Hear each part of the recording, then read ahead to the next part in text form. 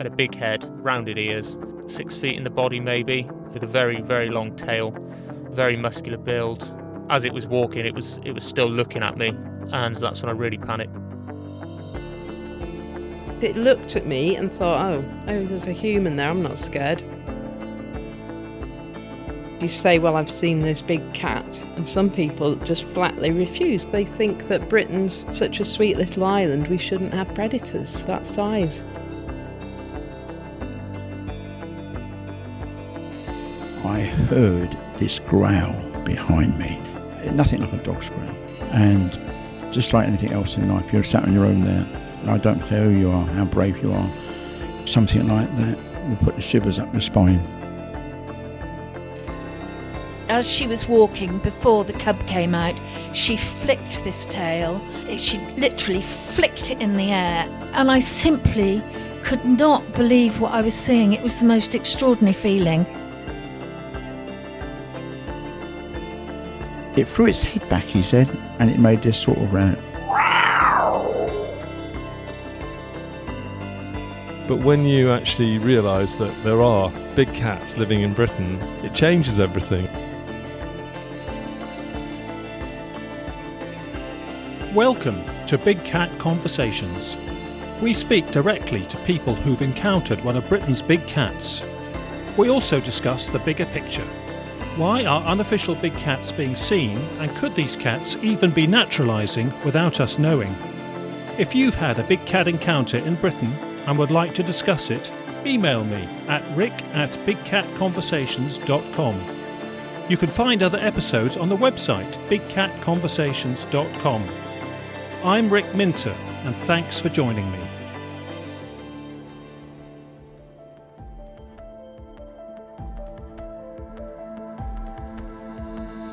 Hello everyone, and welcome to episode 6 of Big Cat Conversations. Before we meet our guests from Buckinghamshire, I've got 2 quick announcements to make. Remember that if you use platforms like Stitcher, iTunes and Spotify, you can hear the podcast that way.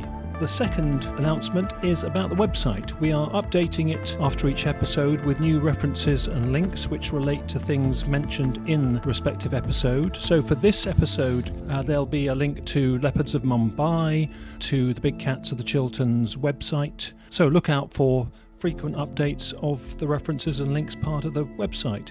What we're not going to put on those pages is pictures of eaten out carcasses. It's a shame because for today's episode we could have the eaten out fox carcass that Darren has got a picture of. He's our first guest. We just feel it'll be too many grisly photos on the website, and some people don't like that.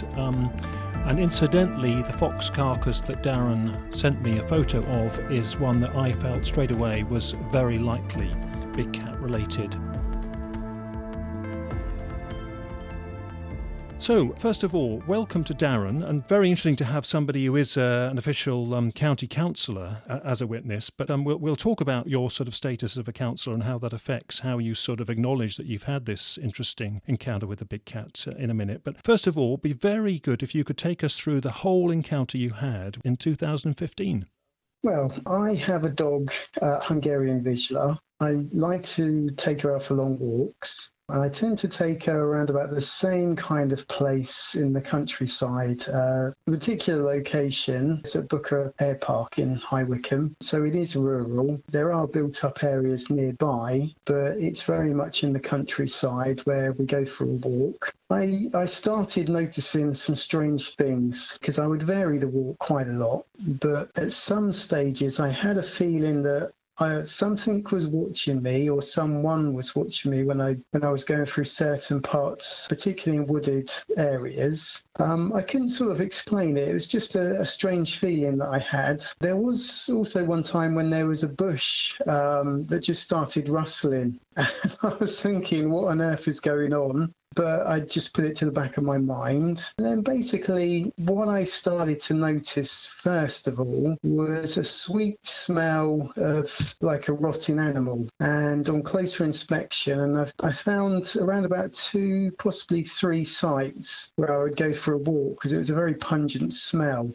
So I looked in there and I noticed it was a deer carcass, particularly because it had deer horns and a skull and so on. And I would also go walking with a friend of mine that has 2 dogs, and I showed him as well, just to show him that I wasn't going mad. And then fairly soon afterwards, I started to come across 2 half-eaten foxes, which I thought was very bizarre because, as far as I understood it, there couldn't have been any natural predator that can actually eat a fox, not in the UK. So I started getting suspicious. And then it was basically one day when I went walking through the main air park itself. It has like a service road that goes around the side of the air park. And I started noticing there were dead rabbits. And I knew there were a lot of rabbits around there. And even now when I walk the dog, there still are. But it was very strange to see around about 3, possibly 4 dead rabbits over a period of only a couple of days. They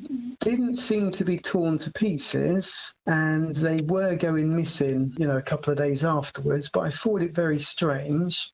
And then one day, and it must have been during the summertime, and luckily my dog was behind me rather than in front of me. I walked to the end of the air park, and all of a sudden I saw what I thought was a cat, first of all, and I wasn't that far away from it. I would say it was literally only yards, perhaps. I can't think of an actual distance, but it was close enough to see that it was actually hiding in a small ditch, and it didn't see me. It was looking forward, and it was obvious that it was actually looking for rabbits. It was stalking rabbits. And then I noticed the colour. The first thing I noticed was the colour, and it was the same colour as my dog. And Hungarian Vizslas are like a reddish-brown colour. And the next thing that I noticed, as it turned around and it saw me approaching, it looked me straight in the eyes, and I realised it wasn't a normal cat. And then it jumped off very quickly, and it was too quick for me to pull out a camera on my phone. And then it literally jumped into the bushes and disappeared.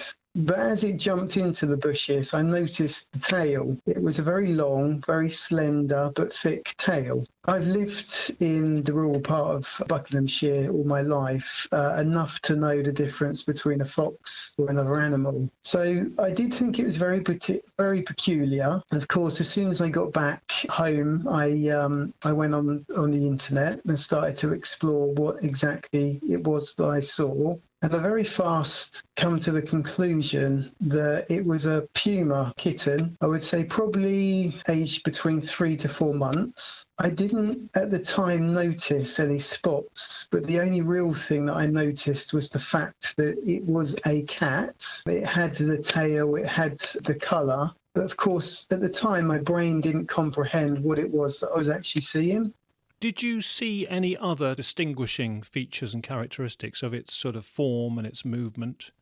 All I can say was that it had whiskers, and for 100% it wasn't a normal domestic cat. The main thing that I remember was that it looked fairly muscular. It was obviously very fit because it jumped into the bushes straight away and then disappeared. But at the time, the only thing that I remember is the actual colouring and the tail, and everything else just literally, it happened in a matter of seconds. I was very lucky that my dog wasn't up in front, because she does chase deers and she does chase foxes and she does chase squirrels. And my worry is if she did see that, perhaps I would imagine that the mother was nearby, which obviously afterwards, when I started to do research, did change my views and habits and so on. But yeah, they're the only features that I actually remember at the time, the colouring and the tail. I look at pictures of pumas on the internet, and, you know, a puma and a leopard tail, I would say, look very similar in the way that they carry themselves. The difference being that when you see a normal domestic cat and the tail that it has, and then when you see something like this, where the brain's telling you that this doesn't seem right, it doesn't seem like something that you should be seeing, it doesn't look like something that's natural to the UK. So alarm bells did start ringing, but at the very time, you know, the last thing that I would have imagined would be that the mother would have been nearby, perhaps watching with a kitten of that age. I mean, obviously it was there hunting, it was learning to hunt by stalking rabbits. It was very serious, you know, you could see that it was clocking the rabbits, and it was in an excellent hiding place, which was an indentation in the ground. But it was just something that I didn't expect to see. But then everything made sense after seeing the deer carcasses and the half-eaten fox. Got you. You know, it just made sense. Yeah, and you took photos of the fox carcass, didn't you? I took the pictures of the carcass, which I still have on my computer. And also afterwards, I got in contact with Paulo from the Chilterns Big Cats organisation. He did actually come out with me, so he'll obviously explain himself, because I needed to make sure that this was what I saw, that I needed to have the evidence, because at the time I didn't have anything other than the pictures of the foxes. And when he saw it, it got his interest also with the story that I told him leading up to then. I wasn't someone just making it up or, you know, getting attention or whatever. Yeah.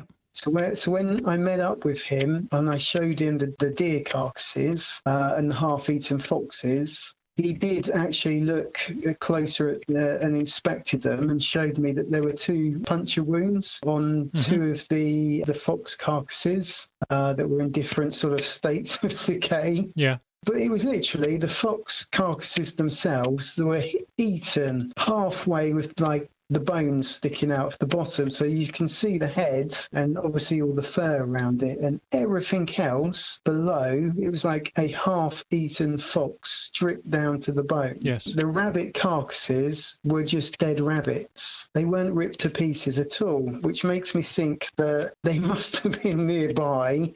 They had obviously only just caught them, and their intentions would have been to then obviously take them away to eat them. The main being that they were practicing on them for hunting. Yeah, and I assumed that the adult, and Paulo told me that it was more likely, based on the evidence, that there would have been up to 2 kittens and a mother, that the adult obviously would have hunted the foxes, left them half-eaten in the middle of the farmer's field to go back and eat if there wasn't much food around. But of course, the deer carcasses would have been killed by the mother and dragged up into the bushes. When they're older, the mother can sort of maim a fawn and leave it for the young to practice on. You're talking about an air park. What does that term mean? A sort of an old airfield? Yeah, it was an old airfield used during the Second World War. So this is based in the outskirts of High Wycombe. You don't get crowds of people going there. You get dog walkers. There's lots of scrub, and then opposite that there's farmers' fields, and then you walk into various woods nearby. And you've got at least one tunnel that goes through from one side to the other. So there's a lot of areas for something like large cats to roam. In the local paper, there have been reports nearby of pumas. There's been various people that have sighted them in at least 2 areas of Wycombe, but not in this area of Wycombe before. So it's not anything I've heard very local to where I've seen them, but it didn't surprise me when I started to research into what other people have seen. When you go walking by yourself with your dog, and it's very light and it's very early in the morning, but it's still light. I go out for the walk for the peace and quiet, and I know I'm not going to come across anyone else because my dog tends to jump up at people. She gets very excited. So that's one of the reasons that I go out early. At the time, it must have been during the summer, it must have been about 5 in the morning. So many reports are one of the earliest dog walkers in the morning in a location or one of the last ones in the evening in a location. This reminds me of several, I have to say, on and around old airfields, either disused or hardly used now, because it's so scrubby. Remember, one of the most incredible ones was a guy who came to me at a rural show, and he said he was a security guard at an airbase, and they had to do periphery walks to check the edge of the whole place. And he said one evening his guard dog just got so freaked out by something, but also just wouldn't leave the scene, was rigid as well, so showing real mixed emotions. And for about 2 minutes, and the guy was so scared. He'd never seen this dog act like this. And he said for the first time ever at work, on patrol, he drew his pistol and had it ready because he just knew there was something serious there in the scrub. He had no idea it was going to be a big cat. And he said then he just saw this panther just legged it out of the scrub and over the fence and away. There we go. I think old airfield peripheries and edges are good sort of places because I think, they're so semi-isolated, aren't they? And not much activity, and especially at night. Yeah, I think if you think there's a lot of wildlife. So when I would go out walking, I would see a few deer around at that time of day. I would get to see foxes and rabbits and so on. So there's an abundance of food as well as the isolation as well.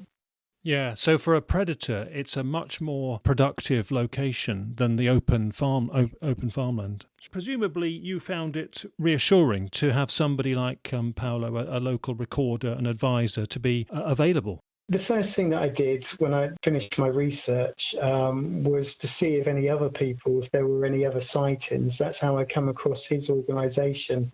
The Big Cats of the Chilterns. It was really just to let me know that I wasn't going mad, that there were other people that also seen big cats out and about. So it was the reassurance that there was someone to talk to, someone to show what I saw. At the time, I was quite excited once I realised what it was. But then afterwards, I was quite scared reading into the various puma kills, or obviously the cougars, as they call them in the US, and that they have the capability to fight and to kill a human being. So afterwards, I was quite apprehensive. And even to this day, I don't now go walking I don't go walking in the woods by myself and without at least a big stick or whatever with me, just in case. But it's more so of knowing that there are big cats out there that have the capability to get me from behind or whatever if they wanted to. I mean, knowing, of course, when you read into it, because of the wildlife there is in the UK, in that type of rural area, of course, the risks are very low that would happen unless they were cornered or whatever. But yeah, it has made me change my routes. Although I still go to the air park, I tend to stick on a tarmacked area that takes me up to the edge of the air park, and then I turn around and come back again. So psychologically, I wouldn't now go walking for deep walks in the woods, especially not when it's starting to turn to dusk or dawn. Yeah. It's something that I just, at the back of my mind, I'm just stopping myself from doing that.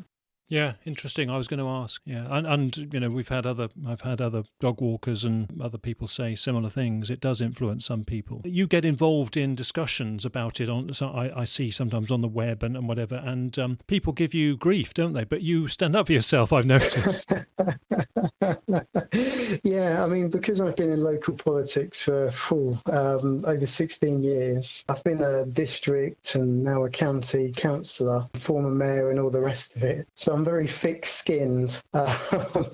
So for some reason, the news stories tend to come up on my news feed through Google. So I must have ticked something, or it must have seen that I have an interest whenever big cats are mentioned in the news. And of course, these days, the local papers tend to have a comments section. And it's always interesting to read the comments where you have someone that's obviously said, look, I've seen something, this is what I've seen. And then, of course, you have people that put their 2 pence worth at the end. And most of them seem to say the same thing, like, oh, you must have been drunk, you must have been on drugs, you must be mistaken. And they tend to ridicule the actual story and the person telling that story. So I tend to put my own experiences and comments on there, knowing full full well that I'm likely to get a lot of stick for doing that, but sticking to my guns and sticking to facts and evidence, and obviously based on what I've seen, once you actually read into what type of big cats are out there living, well, not just in the UK, as you know yourself, but even living in places like Australia and places that they really shouldn't be living in naturally. The real difficulty, if I have to be honest, is the evidence side. I mean, my whole experience, other than taking the pictures of the half-eaten foxes, when I actually saw the puma kitten itself, it happened in seconds. My brain didn't react fast enough to reach in my pocket, because I always keep my smartphone in my pocket, to then take it out, unlock it, stick the video on and actually record it. And I'm sure even if I tried to, in the excitement, I probably wouldn't have been able to press record and have it set up before my dog came up, clocked it and would have chased after it, and then God knows what would have happened if the mum jumped out at the same time. And also, but it was too quick to do it. Yes. So people think if that evidence isn't there, or even if evidence is there, then they start arguing that it's doctored, it's made up, it's not in the UK or whatever. So even if actual hard proven evidence was there, that I think they still wouldn't accept it either. Having said that, what I would put out there is that maybe it is for the best, because it is such a tricky, edgy, sensitive topic, that evidence does drip out slowly so that people can have their minds changed if they want to have them changed gradually. I think a flick of the switch announcement that, guys, we've got big cats, careful as you're dog walking. It's official. There's 300 black leopards and 250 pumas recorded. That a sudden announcement like that's going to be quite a culture shock. Whereas gradual acclimatization for many people is maybe for the best. Yeah, I mean, I can imagine the police forces do keep quiet about it. And I did actually think, should I keep quiet about what I saw? Or should I, at least clarify and make some sort of noises? I mean, one thing that does worry me is if people were to perhaps, go out camping or walking when it starts to get dark or whatever, that perhaps some people need to know what it is that's out there. But I do appreciate that obviously things need to be controlled, because like you said, if people did all of a sudden understand roughly how many big cats are roaming around in our countryside at any one time. I mean, I know from doing my research about the Dangerous Animals Act and that, celebrities and rich people kept them as pets in the exact same way as they do in the US. I mean, when you start reading into how many pet tigers there are in the US alone compared to how many there are in the wild in countries where they should be, then when you start thinking about, the 1970s and 80s when they brought in the act, and when you look into it and understand that the choice that an owner had was to hand it over, to have it put down, to find a zoo to take it, which were all fully stocked, or release it into the wild, it makes sense. And of course, it would have happened in wartime. People had to release these things in wartime. There were collections in the wartime, and there was no meat to feed them with in the wartime. Yeah, and there was obviously different periods in the UK history where that happened, which is extremely interesting when you think about it. But the fact that I saw a puma kitten obviously then adds in the extra dimension that they are breeding. It isn't just a case that there's some old cat that was released in the 1980s on its last legs, because you and I both know that they don't get to live that long. Yeah. But the very fact of seeing the proof that there's a kitten in the wild obviously shows that they do what they do naturally, and they manage to get in contact with each other, and they have territories, and a male puma would go around looking for female pumas. So there was that extra element which was quite exciting.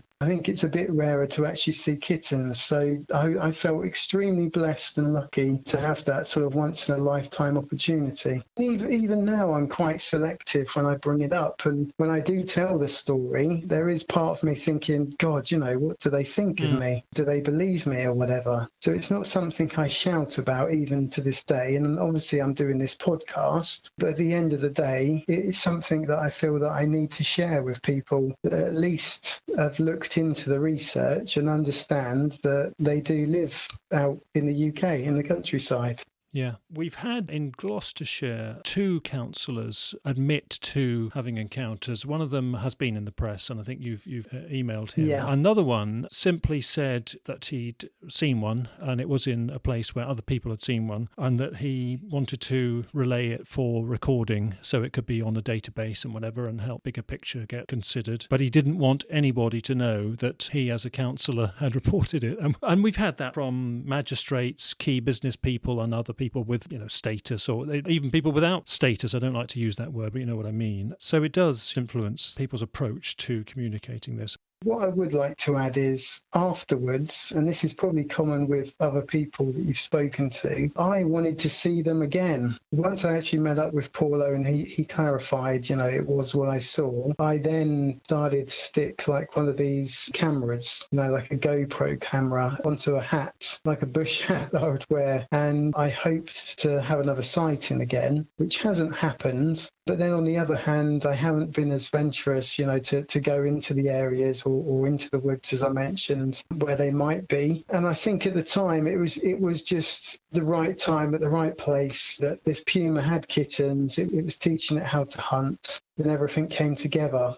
I mean, I haven't come across other deer carcasses or any other carcasses. The rabbits all seem to be running around doing what rabbits do. But there is that part of me that wishes that I could actually go and videotape it this time to actually take hard proof. Yeah, you shouldn't expect to see one, really, is my view. Well, exactly. As you say, it's a very rare event, but there was a part of me that wishes that I could see them again. I do think you need to be careful what you wish for. I mean, most people say, I'd like to see them again, but in the right circumstances, from my car or from a distance. From a distance, yeah. Because I saw a kitten and it was literally, just under the size of a fox. I think it was something that wasn't scary at the time. But had I have seen a fully grown adult like staring at me and that close, I think I would have been completely scared.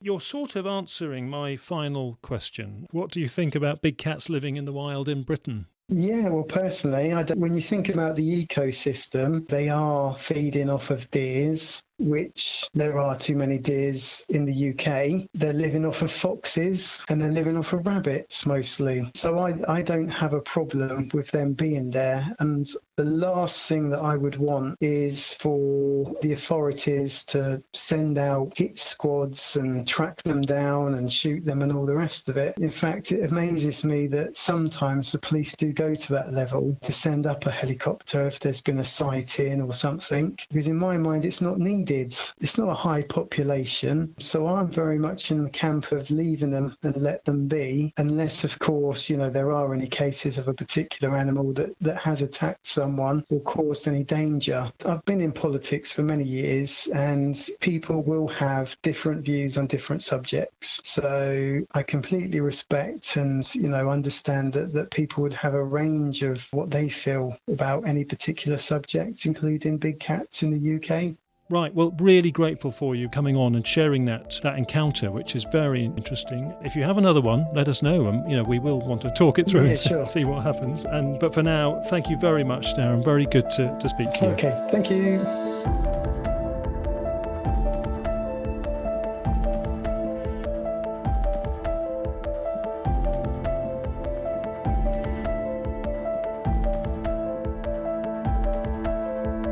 Word of the week this episode is varmint.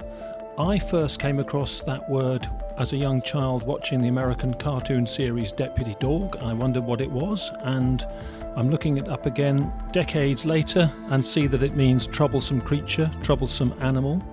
Probably the sort of word that arose around campfires in the great American outdoors when people were hearing a threatening rustle behind them in the scrub and wondering whether it was a cougar, a bear, or just a raccoon.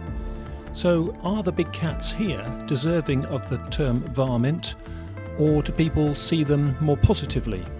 And that really depends on your perspective and your situation. Even at the North Devon show amongst a farming family, I had contrasting views. The farmer declined to undertake my survey of attitudes on big cats. He'd had sheep kills from a big cat, he thought, in the 80s on his land. They have no trouble now, even though there may be big cats around still in Exmoor, as we looked at in episode 3. And the farmer lady from that family actually made a very positive statement, feeling that the big cats have adapted and are part of the ecosystem here. So the jury's out, it seems. We'll carry on getting different views on the status of the big cats here. And that's our word of the week, Varmint.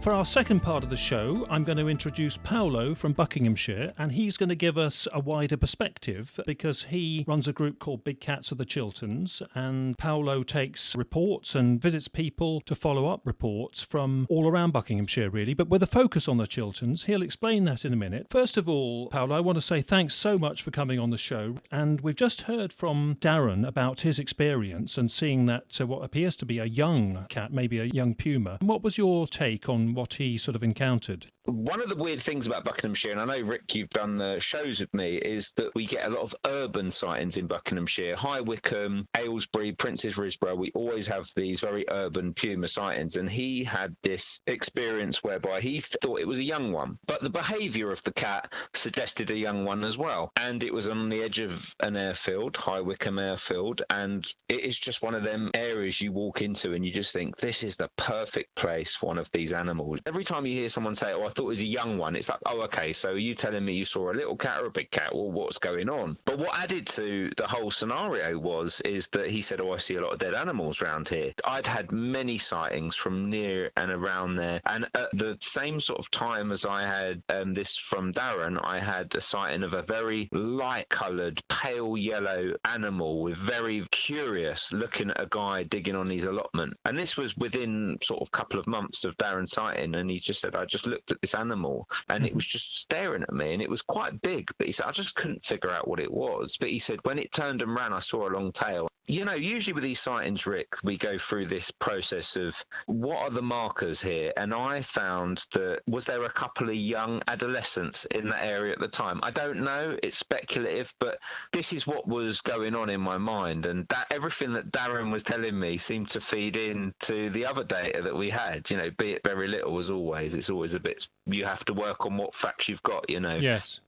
And this is the benefit of having an overview with a group like you run, Paulo. So can you just briefly explain the gist of Big Cats of the Chilterns? And of course, it's got a slightly wider scope than the Chilterns because you do cover Buckinghamshire. When I was very young, I was in high school and we had an activities week, and they told us if you were good, you would get to go on all the great, amazing things like taser, things like that. But there was this something that you could opt for called the Chiltern Walk. And the science teacher at the time was local to the Chilterns. He's passionate about the Chilterns. He loved walking in the Chilterns. And there was a handful of us. Most people didn't want to go walking in the Chilterns. I was like, I've heard of this place called the Chilterns. It's forested, it's hilly. And I was from northwest London, so we went up there. And it was just such a small group of us that he started to relax and tell us about the sightings he had of big cats. And this was the kind of guy that you were terrified of. He was a science teacher that, I'm not going to mention his name, but I've been trying to trace him for years and I've never managed to find him. But he would tell us that he often would see large cats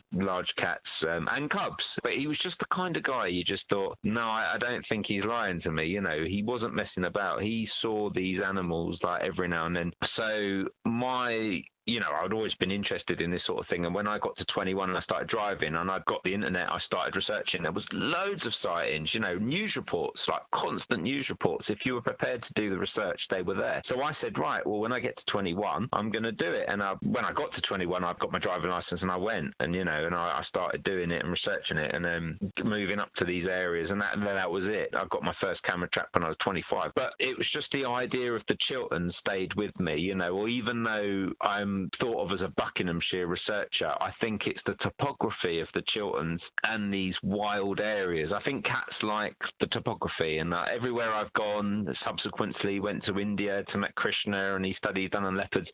These animals like a commanding view. when I went to India, I learned that people think, oh, London, it's really overpopulated. Go to Mumbai. That is a place where drain covers move out the way and 5 guys come walking out the drain covers. It is insanely densely populated Mumbai. Yet these animals come straight into town. They take the dogs, they take the rats. These animals are really clever animals. Especially your middle class person from London does not understand these animals or what they're about. I know farmers, and when you move to the country, one thing you learn is everyone knows each other. And the farmers, I started talking about my research, and they sort of think I'm mad, but now you say it, Paul. I lost a dog. I lost a really strong farm dog.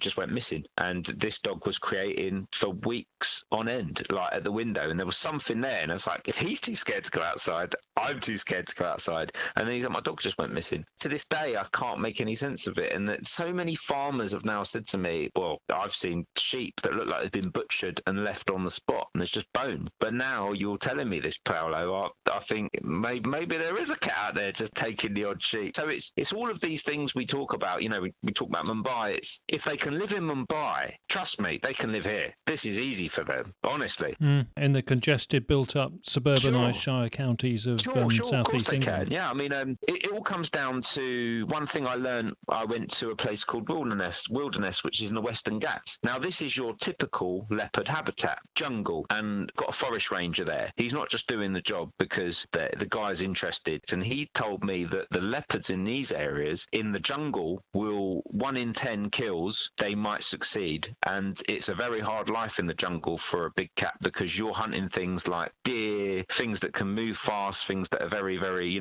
big wild pigs that could probably give as good as they get. But in the suburbs of Mumbai, you've got the slums where people are effectively in shanty towns where they have their own ducks, their own chickens. They come and take the livestock from people because, these people aren't even recognised by the government in the slums. I spent a good 2 weeks in the slums, and Krishna taught me a lot about it. There was actually a professor from Paris who was doing a study on illegitimate human settlements, and the government benefits from these people living in these slum areas, but it's like they live a living nightmare because they live in these corrugated iron houses, and every night the leopards come down and take their livestock from them. They take the dogs because the dogs, if you go anywhere, even into the centre of Mumbai, there's dogs everywhere. And they have their own social structure, and I learned that to my own detriment walking around. I spent a lot of time going around the rubbish tips on the edge of Mumbai. There's a lot of pollution, and the most fiercest, strongest dogs, wild dogs, command these areas, and I've spent a lot of time watching them and looking for leopards to come and take these dogs, honestly. And I had a couple of moments where I was getting basically surrounded by really aggressive dogs, and they're not huge dogs, they're not like Alsatians, but when there's a few of them, it comes down to food. Where's the food? You talk about a suburban Buckinghamshire. There's loads of food here. In my garden every night I have like 4 deer. I put stealth cameras up. There's deer everywhere, and there's foxes, there's badgers. And it's low risk food, isn't it? That's what the cats want, really, ideally. Yeah, but this is another thing that a lot of people miss, Rick. They say, I think that roadkill's a great one for leopards in this country. I think that I don't know a day. Even I have taken freshly killed roadkill off the roads, deer, because there's just so much of it in Bucks. The A413 near where I live there's just so much meat on the road, freshly killed meat all the time. And Vijay says from Pune, if they don't have to hunt, they won't. They don't have to hunt. Young one might want to kill things, or want what they have an instinct to hunt, but cats are lazy. I'm sitting here now looking at my Bengal who's in front of the TV, and he's just sitting there. He's been asleep all day. He's got up, he's meowed at me, I fed him, he's gone back to sleep again. Conserving energy is the key. One point I wanted to make about that, Rick, when I was talking to Krishna, I said in England or the UK, I have this idea of them being semi-urban leopards living in this way. How would you, because all of the documentation on leopards is point of less resistance, put your camera traps on trails, and he says when you're talking about urban animals, there's so many different avenues and points of less resistance, it almost makes camera trapping them impossible. And he told me that for National Geographic, they were paid, and the BBC were paid to try and get the money shot, which was a National Geographic magazine special where they had the city of Mumbai in the background and a leopard. And he said we were working on that for a whole year, and it just so happened that there was, from Sanjay Gandhi National Park, a trail out of the forest where they were still living sort of naturally and using these trails in between the forest. The Sanjaganji is like a mountain that the city's grown around, and they got that shot. But he said, I am famous for my shots of leopards in Mumbai, but he said, I've only got about 5 bits of footage. He says that shot was this leopard with Mumbai in the background, but he said we had a naturalized trail in a jungle sort of rocky crag with the city down below. It was just the circumstance was right, but we were so lucky to get it. We'll try and put a web link to that on our references page of the website. Yes.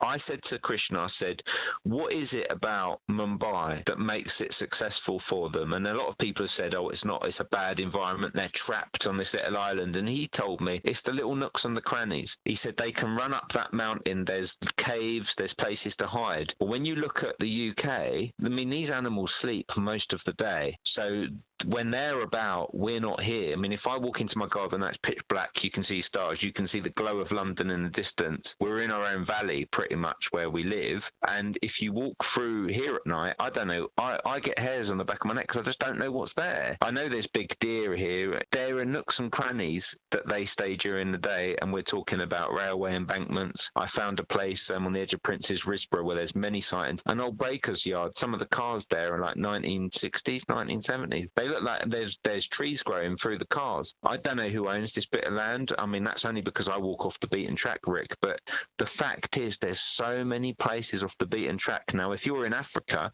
and you're on the Jeep on the savannah, you've got a wide range of area you can access. In the UK, you've got black spots where, as far as I'm concerned, I find areas overgrown with blackberries, and I look at it at Google Earth and I'm like, I don't know who owns that. You're talking about a square mile there, just blackberry bushes along the railway line, and that's where these animals are during the day. That's where they're sleeping. Yes, a landfill site full of rats and rabbits on the edges with scrub. They're going to be dead at night. Absolutely, no exactly. Human activity at night. Golf courses full of rabbits and bramble scrub on the edges. Again, no people, no activity at night. No, and the sightings back this up. People see them along the edge of railway lines or coming out of a railway line, and you know what these sightings are like, Rick. They sort of like, they're feet away, they look up at you and they just sort of look away and just walk off. They're not bothered by us, they live around us. They're not bothered by us at all. Could you go through maybe a couple of the most interesting, notable ones that have come to your attention in the past few years? The most interesting one, and I think you know about this a little bit, is a lady who contacted me, and basically what she had was a puma, and she categorically said puma of the Americas, because the lady was Argentinian. Out of her patio door, she saw a puma. Now, that's the centre of a town in Buckinghamshire, so your logic would say, well, that's ridiculous. But the fact that even before I started researching, I'd been gathering reports, and there were so many reports of not just a big cat, a puma on the Rye. So I thought, well, that's a bit of a coincidence, because she wouldn't have known about that. And there was even a small documentary made by university students on the Beast of Bucks, and they interviewed people who'd seen it. Well, even though this sounds absolutely crazy, I'll go and meet her. So I went and met her, and basically it was a new housing estate which had been built on the top of a hill in the middle of the woods above the Rye. So I went there, and let's make no qualms about this, this woman was terrified. She would not go in her own garden. She taped up the dog flat. I went out there, and she said don't go outside, and there was like this retaining wall with a lot of bushes, and she believed it was living up on this wall, and then she was coming up and staying in her garden. So I went up there and I found a flattened area. I mean, I couldn't specifically find hair, but I could smell something that I would say like ammonia sort of smell. So I said to her, and I went outside her double doors and I said, okay, fine. And I'm looking into her eyes now, because you've always got to try and get to the bottom of it. I said, so you're telling me you saw a puma, right? I said, how tall was it? She showed me, and I said, what, that close? So you saw it outside them doors? And she said, yeah. She started looking at me a bit funny, and I said, look, is there any way that was a fox? She got so angry with me. She said, excuse me, mate, I know what a blimmin' puma looks like. And she was genuinely, to this day, I believe she saw what she saw. Now, to anyone else reports, you would think, oh, it's all nonsense. But because I'd been following the paper trail of sightings over the years and then looking at the connections between them areas, oh, we've got a nature reserve, we've got this river that runs. It just makes sense to me, Rick. I had cameras up, I put meat up, I put lures up, I put everything that a big cat research should do. I never got anything. I've still got reports from a place very close to there to this day, somewhere called the Old Ski Slope. There's an old abandoned ski slope there, and a young lad who is in contact with me quite a lot, he lives around the back of there, and he's heard screams and stuff at night, and he went out there, and I said, go out there, and I said, take pictures of all the prints, and I got loads of dogs prints, and then bang, I got a perfect puma print, and I put that on my webpage. I'm sure someone out there saying, no, it's a dog, but no, this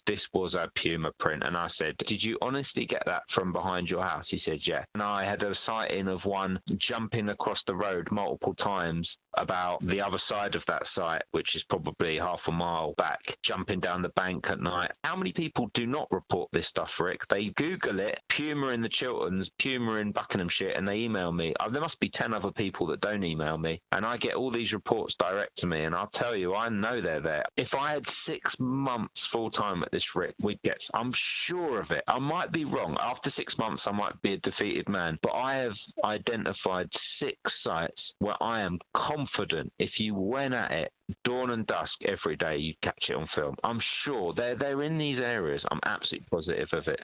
But that's about using the right camera trappings techniques and methods. If you've got access to the land and the land isn't going to be disturbed and the cameras aren't going to be nicked, that's the other challenge. That's the problem, isn't it? Back to the urban ones, they've got a territory that means they have to go near people and near urban situations, then they'll adapt for that. The one incident I'd like to hear you relay at the stable, because didn't people see a puma and the horse impacts were there to be sort of seen? Oh, yeah, that's quite a famous one around here. So there's a particular woods and there's a lot of equestrian, there's a lot of big estates, there's a lot of people that have big gardens, and if you went to the bottom of their gardens, it would just be dense. And this is a typical example where horses have been attacked, and basically they call the police come down, they have a look because they suspect people knifing horses, because people were doing this for some crazy reason. I don't know why people do it, but people were assaulting horses basically, and that was what was the first thing in their head, because they found one horse had jumped over the fence and was in the other paddock, another horse had really bad wounds to its rump, an old horse, and the other one was just in shock and just never really came out of it and died. So we had this situation where the police, they got the vet to have a look, and the police vet said there was punctures, 5 puncture holes either side of the rump of this animal, and the vet said it looks like something out of Big Cat Diary. Now, we know the species involved, we don't think there's lions roaming around, but I looked at the animals, pictures on my website, the vet said it looks like a big cat attack. So the police said, we can't do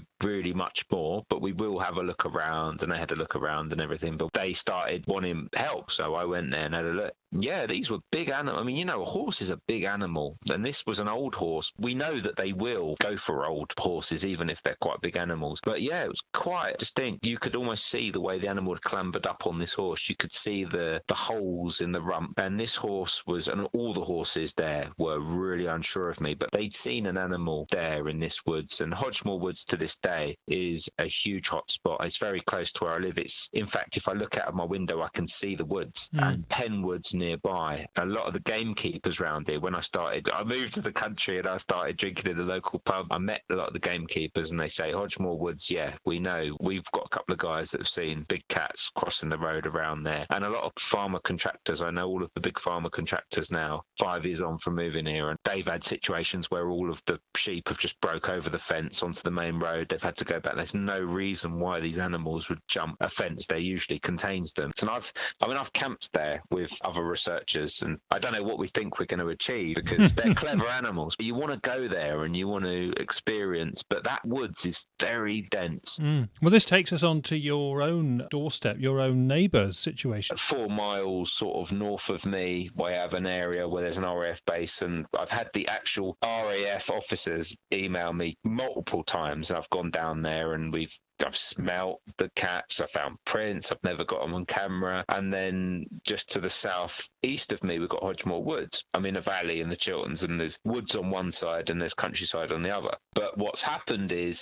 that the country estate I live in, and I live on the farmer's cottage, the big farming property next to us. We know them quite well because we live within the same gated area. The lady there, she's very well known in her industry. She's not the sort of person to make stuff up. Well, the other night, her son had seen something that he could only describe as the size of a large dog, but it was a cat, and it had a cat-like tail in the paddock below us, and they have quite a lot of land. It's right next to where I live, and she thought it was all nonsense until she went out and she saw it, and she described a black animal, and she was massively confused. She said that we've seen a few animals here that would just look out of place. You know, have you heard anything? Have you seen anything? And she said, I saw a large dog-sized cat, and I nearly jumped on her. I said, do you know I researched this subject? And she's like, I don't know what you're talking about. So she knew nothing about my research. I've always known they've been around here, but I thought, why are there no sightings here? Well, there's just not many people here where we live because it's big country estates. And I knew that they were here because one night I heard something that I thought was either a wild boar or a leopard, because it was just like a snorting, grunting, repetitive sound meters from me. Another night, because I do landscaping, I had my chainsaw out and I was cutting up old pallets from a landscaping job. And literally, if you saw where I lived, Rick, I live on top of a hill and there's just a wooded valley below us. And I was pulling my chainsaw cord, trying to get the old chainsaw going, and that rasping sound that the pull cord on the chainsaw makes, and the exact same noise came from me from the woods. And I mean, the sun's just going down, and I listened and I thought,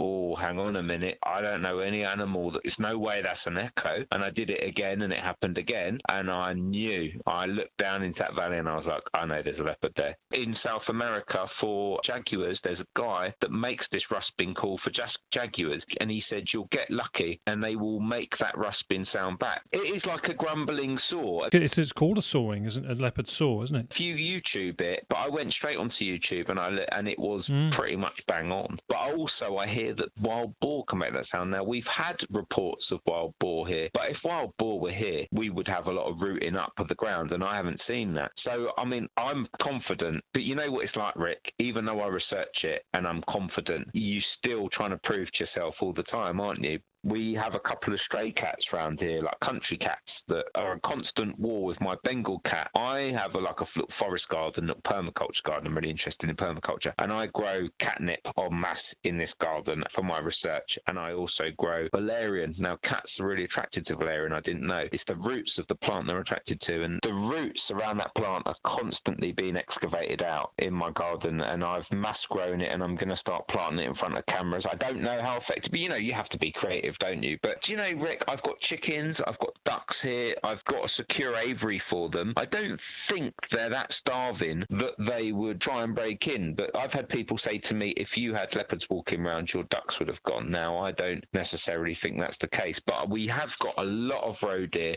They come into my garden every night. At the minute, the apples, they come in every morning. I wake up making a cup of tea, and there's 2 female deer with 2 young each, always in there within 7 meters of me, looking at me. They can't see my outlines. They just stand there looking at the window, and I've got this perfect view in the twilight of these roe deer. Well, this morning I've looked, and don't want to be dramatic, but there's only 1 young with 1 of them. So I don't know if it's just in the last few weeks they're attracted because there's roe deer with young. Yeah. I don't know. I just don't know. I'm speculating, but I can look out of my window and look over one valley, and that's a massive hotspot and has been for 40 years.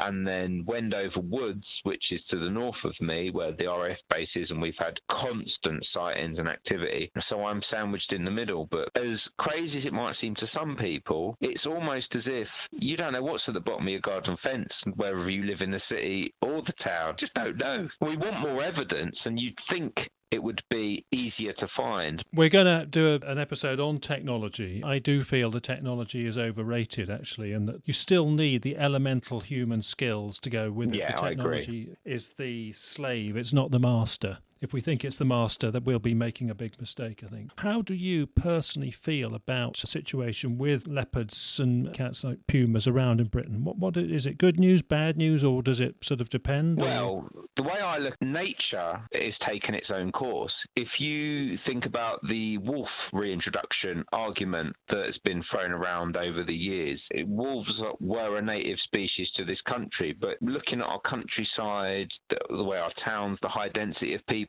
wolves will pull down big animals and hunt together. I just think in our modern day world, because whoever released the animals here in the first place, the more realistic option for us to have control of our deer and to give natural balance back to our local ecology is an animal like a leopard. It's almost like, well, wolves aren't going to happen, but what you want is the perfect predator that will live in your shadows, that will live at the bottom of your garden and you'll never know, and it will come out and it will keep the deer population at its peak. And when you saw Jonathan McGowan talking about types of grasses and how deer eat the grass and how deer have to keep the environment healthy, and then the predators have to keep the deer healthy, because he's then got deer skulls which are deformed because there's no natural selection anymore. That's somebody that knows what they're talking about in terms of ecology. And a lot of people look at the big rat researchers like, oh, well, it doesn't fit our idea of what we accept, so we don't like it. But we are the pioneers, because really leopards and pumas did live in this country relatively recently, and it is just the only solution we've got to get that, not only that ecological balance back into a countryside, but that little bit of magic. How many of these young people you see in these housing estates in London who sit there and look at computer screens all day and then are so stressed out they go out and they do drugs, and then their family breakdown and they start doing all of these negative things with their lives? How exciting the countryside would be if we had a big predator. I mean, this is my opinion, it's a bit out there, but they've got a massive part to play. It makes, I mean, I go out and camp in the woods in these areas. Yeah, I admit there's a possibility. I don't know. I might come up against something I don't want to, but, you know, it brings that little sparkle of magic, you know, and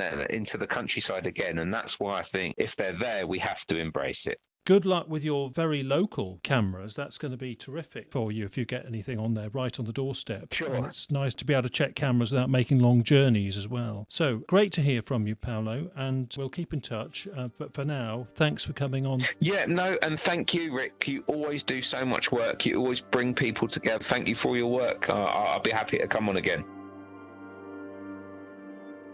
Next episode, we are just going a few counties north of Buckinghamshire to another part of Middle England, to Leicestershire. We're going to speak to Paulo's sort of equivalent there, one of the guys who has sort of long track record in advising people and taking records and trying to piece it all together. And we'll also talk to a witness who actually saw a black leopard-like cat eating something, perhaps a fox or a rabbit. So we'll see you next time on Big Cat Conversations.